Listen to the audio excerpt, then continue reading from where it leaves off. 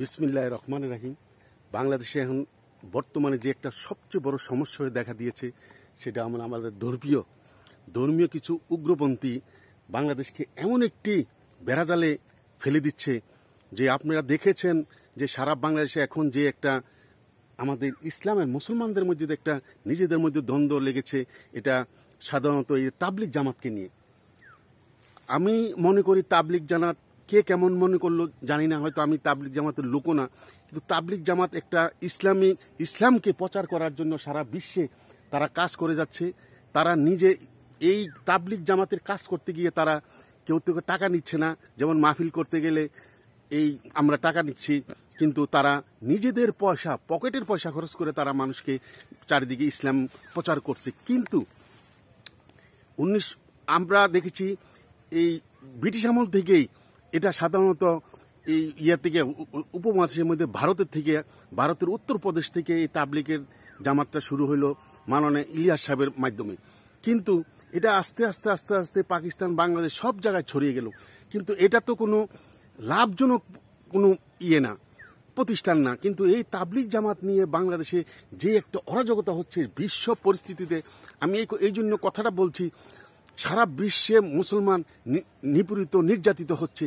সেই জায়গায় আমাদের এই ইসলামিক একটা তাবলিগ জামাত নিয়ে, যেই তাবলিগ জামাত আপনারা দেখেছেন, এই তাবলিগ 1966 সালেই টঙ্গী এই মাঠের থেকে, ইস্তেমা মাঠের থেকে সবচেয়ে বড় এই তাবলিগের জামাত। আমার মনে হয় এই ওয়ার্ল্ডের মধ্যে আমাদের পবিত্র মক্কাতে হজের পরে সবচেয়ে বেশি লোক জমা হয় এই তাবলিগ জামাতে। কিন্তু আজকে কি দেখছি, এই তাবলিগ জামাতেরকে নিয়ে দুইটা বাঘ হয়ে গেছে, দুইটা বাঘ হয়ে কত মৃত্যুর ঘটনা ঘটেছে। আর সবচেয়ে বড় দুঃখ লাগে যে মামুনুল হক সাহেবরা, তারা তো কোনো সময় এই তাবলিগ করে না, তাবলিগের বিরুদ্ধে বলেছে তারা।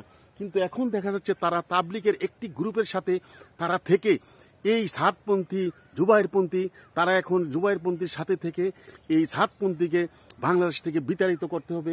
অবৈধ সংগঠন তাবলিগ, সাতপন্থী অবৈধ, এভাবে তারা কিন্তু এই জিনিসটা চিন্তা করছে না। আমাদের ইসলামিক এই দ্বন্দ্বে আমরা মুসলমানরা দ্বিধাভক্ত হয়ে আমাদের ক্ষতি হচ্ছে। এমন একজন মাওলানা আমি দেখছি না যে তারা সাতপন্থী, জুবাইরপন্থীদের নিয়ে তারা একটা সমঝোতার মাধ্যমে যেমন এই ইসলামটাকে আবার সামনের দিকে নিয়ে যাওয়া যায় না। এখন দেখা যায় যে আগুনের মধ্যে ঘি ঢেলে তারা এটাকে আরো নৈরাজ্য সৃষ্টির দিকে যাচ্ছে। বিশ্বের মধ্যে আমরা ইসলাম এদিকে প্রচার করছি, বিশ্বের মধ্যে সারা বিশ্বে ইসলাম দিন দিন সংকুচিত হয়ে যাচ্ছে। এদেশের মানুষ অনেকে মনে করে যে আমরা ইসলাম সারা পৃথিবীতে, কিন্তু ইসলাম এক সময় ইসলাম সারা বিশ্বে ছড়িয়ে গিয়েছিল। কিন্তু ইসলাম আস্তে আস্তে এই যে আমাদের ইসলামের সবচেয়ে বিদ্যাপীঠ আর সবচেয়ে জায়গা হলো, প্রসিদ্ধ জায়গা হলো আরব কান্ট্রিগুলো। এই আরব কান্ট্রিতে এখন দেখেন এক ইসরায়েল, সাধারণত 90 লাখ লোক, এক ইসরায়েল সারা মধ্যপ্রাচ্যকে গ্রাস করে, এমন সৌদি আরবও এখন ইসরায়েলের কথা শুনছে, সারা এই মিডল ইস্টকে গ্রাস করে ফেলছে। ইসলামকে দিন দিন যে নিপীড়িত, নির্যাতিত হচ্ছে ইসলামের এই লোকগুলা। তাই আমি বলবো এখনো সময় আছে।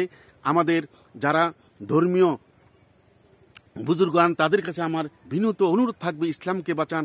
আপনারা এই গ্রুপিং করে আর ইসলামকে ধ্বংস করে দিয়েন না। সারা বিশ্বে আমরা এই মুসলমানরা নিপীড়িত, নির্যাতিত হচ্ছি। তাই আপনাদের কাছে করজোড়ে আমার আবেদন যে যেভাবে হোক এই ইসলামটাকে আবার ঐক্যবদ্ধ করে তাবলিগ জামাত যেমন একসাথে করতে পারে সেই ব্যবস্থা করেন। এখন বাংলাদেশে আজকে বড় সমস্যা হলো, বাংলাদেশে প্রতিটি জেলায় থানায় তারা সাতপন্থী এবং জুবাইরপন্থীরা মিটিং মিছিল করছে, রাস্তা ব্লক করছে যে এই সাতপন্থীদের এই অবৈধ বলে ঘোষণা করতে হবে সরকারকে। সরকার এখানে কি করতে পারে? তাই এই যদি এখনো সমস্যা সমাধান না করে, এই একটি কারণে বাংলাদেশে একটা নৈরাজ্য হয়ে এমনকি সরকারও পরিবর্তন হওয়ার সম্ভাবনা আছে। তাই এখনো সবাই সুবুদ্ধি হোক এবং সবাই ঐক্যবদ্ধভাবে তাবলিগ জামাতটা করুক। আমরা ইসলামকে নিয়ে যেমন সারা বিশ্বে আর বিতর্কিত না হয়, সবাই ভালো থাকুক এই প্রত্যাশা করছি। আসসালামু আলাইকুম ওয়া রাহমাতুল্লাহি ওয়া বারাকাতুহু।